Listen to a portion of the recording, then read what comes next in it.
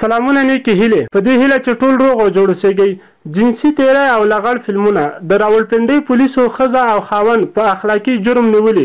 ویډیو در سره حتما تر اخره پورې وګورئ. د تازه معلوماتو لپاره در سره همدا اوس زموږ د یوټیوب چینل پښتو ټاپ ټي وي سبسکرایب ورسره خوا کې د ګونګړي نشان ووهئ. د پاکستان په راولپنډۍ ښار پولیسو د هغې ښځې او خاوند د نیولو ادعا کړې چې د چارواکو په وینا لسګونه نجونې یې تښتولې، جنسي تیری ورباندې کړی او د پیسو ترلاسه کولو لپاره یې هغوی بربنډې ویډیوګانې جوړې کړې دي. پولیسو د دې پیښې د یوې اغېزمنې نجلۍ په شکایت د تورنو کسانو پر ضد قضیه ثبت کړې. د پولیسو وایان سید باکر همداني ویلي چې دوی د اګست په 3 له یوې زده کوونکې سره د دې پیښې په اړه پلټنې کولې او د پلټنو په ترڅ کې د نورو ورته پیښو په اړه هم جزئیات رابرسېره شول. د پولیسو چارواکو وویل چې دا قضیې په ګلستان کالوني کې شوې دي چې یوه ویجاړه سیمه ده او د دې ښځې او خاوند په اړه چا شکایت هم ونه کړ او نه هم د دوی کاروبار په اړه کوم شک پیدا شوی و. د پولیسو په رپورټ کې راغلي چې د زیانمنو نجونو له ډلې یوه یې د راولپنډۍ له بوخ سړک لیاقت آباد څخه تښتول شوې وه. د دې نجلۍ پلار وویل د ماښام په 6 بجو لور یې له یوې نجلۍ سره وکتل چې حجاب یې اغوستی و او ځان یې د زده کوونکو په توګه ورپېژندلی و. د نجلۍ پلار وایي وروسته همدې حجابداره نجلۍ د ده لور په زوره په یو موټر کې خېژولې او تښتولې یې ده. اغېزمنه نجلۍ وایي زه یې پر زور د موټر شاته سیټ ته وروخېژولم. با حجابه نجلۍ او یو بل نارینه په موټر کې کېناستل.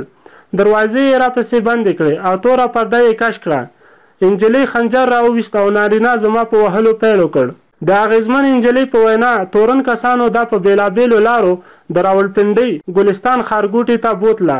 دې نجلۍ پولیسو ته په خپل شکایت کې ویلي هلک پر ما جنسي تیری وکړ او نجلۍ ویډیو او انځورونه اخیستل. ګواښ یې راته کاوه چې که حال ووایم نو ټوله کورنۍ به راووژني.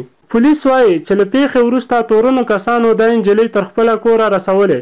دې نجلۍ پولیسو ته ویلي زما لپاره دا ډېره اسانه لار ده چې زه ځان ووژنم، خو دا یې د حل لار نه ده.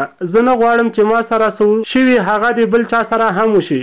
پولیس ادعا کوي چې د دې جوړې له کوره ترلاسه شوي شواهد یعنی ویډیوګانې او تصویرونه ښیي چې دوی جینکۍ تښتولې او جنسي زور زیاتی یې ورسره کاوه.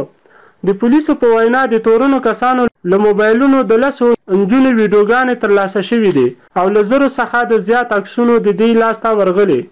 د پولیسو په وینا د کابو 45 اغېزمنو نجونو عمر له 10 څخه تر 30 پورې ښودل شوی دی. چارواکي وایي جینکۍ د تورنو کسانو د بیان او معلومات له لارې پیژندل شوي دي او د ځینو جینکو له کورنۍ سره اړیکې نیول شوي. پولیس وایي کله چې د تورنې ښځې او خاوند د نیولو لپاره یې په ګلستان کالوني کې د دوی په کور چاپه ووهله نو دې کسانو مقاومت ونه کړ خو هڅه یې وکړه چې لیپټاپ کمپیوټر او خپل موبایلونه مات کړي او ثبوتونه له منځه یوسي.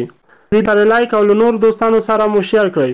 د نورو تازه خبرونو او معلوماتو لپاره در سره پښتو ټاپ ټي وي چې لاندې په سور رنګ کې سبسکرایب لیکلی ووهئ او ورسره خوا کې د ګونګړي علامه ده هغه هم ووهئ.